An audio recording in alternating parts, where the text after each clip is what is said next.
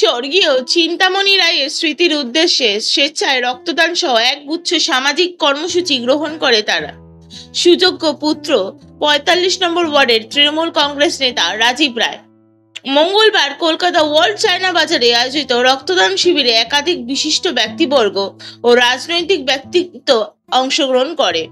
এদিন উপস্থিত ছিলেন মন্ত্রী চন্দ্রিমা ভট্টাচার্য, মন্ত্রী শোভনদেব চট্টোপাধ্যায়, বিধায়ক নয়না বন্দ্যোপাধ্যায়, বিধায়ক বিবেক গুপ্তা, বিধায়ক দেবাশিস কুমার, প্রাক্তন বিধায়ক স্মিতা বক্সি, তৃণমূলের সাধারণ সম্পাদক সঞ্জয় বক্সি, যুবনেতা সৌম্য বক্সি সহ বহু বিশিষ্ট ব্যক্তিবর্গ।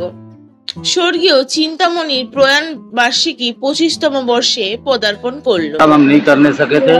नैना बंदोपाध्याय बोली हमारी नेता कि कोरोना में लोग निकल नहीं रहे, प्रोग्राम मत कर। तभी भी खाद्य सामग्री घर घर में हम लोग पहुंचा है और प्रत्येक साल प्रोग्राम होता है। मिक्सी ग्राइंडर से लेकर के सिलाई मशीन से लेकर हर साल हम डिस्ट्रीब्यूशन करते हैं। इस साल घर घर में प्रेशर कुकर दिया गया। कितना वार्ड में 200 घर में प्रेशर कुकर दिया और 100 कुछ हुआ है। ये जो बस वितरण है, लुंगी है, साड़ी है, हैंडीकैप साइकिल है। अच्छा, जन्मदिन होता तो खुशी का बात आता है, तो मरण दिन है, इसमें क्या कोई भी आदमी कितना भी बूढ़ा हो जाए पिता का और माँ का याद आता है। মূলক কাজ হয়। আমি ওই যে উপরেও বললাম যে ভালো মানুষের জন্য সবাই মানুষ আসে, তার কারণ 25 বছর ধরে একটা প্রোগ্রামকে টেনে নিয়ে যাওয়া এটা কোনো মুখের কথা নয়। এবং আমাদের যেরকম চন্দ্রিমা দি এসছেন, সৌগতদা এসছেন, শোভনদেব চট্টোপাধ্যায় এসছেন, দেখবেন প্রত্যেকে আসে একটা ভালো মানুষের জন্য, যেখানে তাকে যখন আপনি চিন্তা করবেন বা তাকে তার স্মৃতি রোমন্থন করবেন, তো দেখুন সবার মুখ থেকে কিন্তু ভালো কথা বেরোচ্ছে। আর আমি বলি যারা মোটা মোটা গালাগালি করে না, তাদের হচ্ছে আনহ্যাপি সোল, অতৃপ্ত আত্মা বলে এগুলোকে। দেখবেন এখন বিরোধীদের অতৃপ্ত আত্মা কোথায় নিয়ে যাচ্ছে তাদেরকে, এবং তারা কি করে বেড়াচ্ছে তারা নিজেরাও জানে না, সমাজটাকে শেষ করে দিচ্ছে।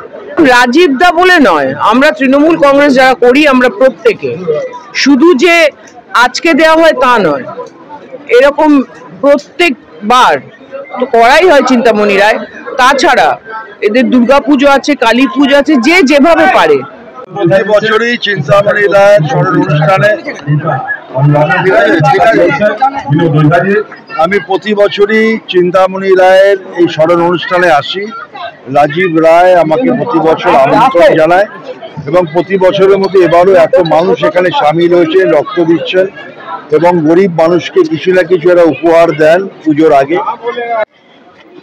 দেখুন, এরা সব স্বর্গীয় চিন্তামণি রায়ের আজকে 25 পুণ্যতিথি আছে, ওনাকে সত্যি শ্রদ্ধাঞ্জলি দেওয়ার জন্য ব্লাড ডোনেশন ক্যাম্প ও নানা রকম, আর 25 বছর যাওয়ার আগে পরে এনারা ওনার নামে এইসব ভালো কাজ করছে, মানুষের সঙ্গে কাজ করছে, মানুষের লাভে কাজ করছে।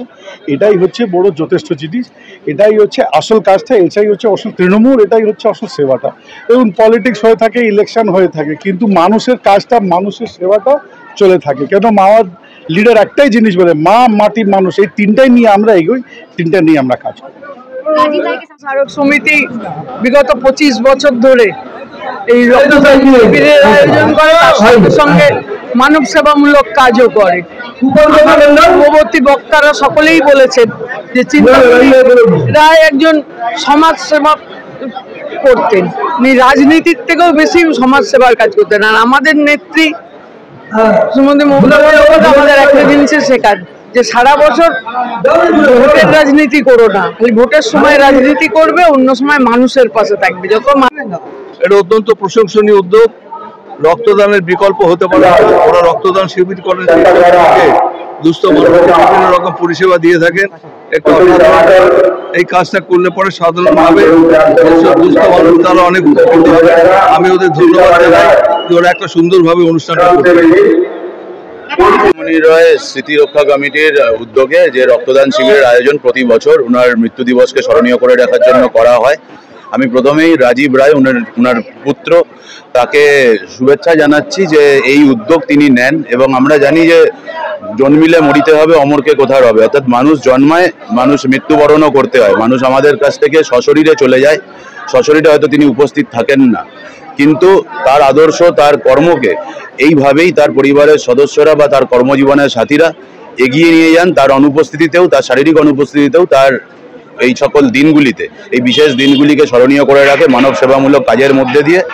রক্তদান শিবির, তার সাথে সাথে আরও সামাজিক অনুষ্ঠানের আয়োজন রাজীব রায় প্রতি বছর করে থাকে। আমি বিশেষ করে একটাই কথা বলবো যে এইভাবেই মানুষকে নিজেদের মধ্যে সারা জীবন বাঁচিয়ে রাখা যায়, এই আদর্শকে পাথেয় করেই রাজীব রায় আরও এগিয়ে চলুক। আমি চিন্তামণি রায় স্মৃতিরক্ষা কমিটিকে সকল রকমের শুভেচ্ছা এবং অভিনন্দন জানাবো।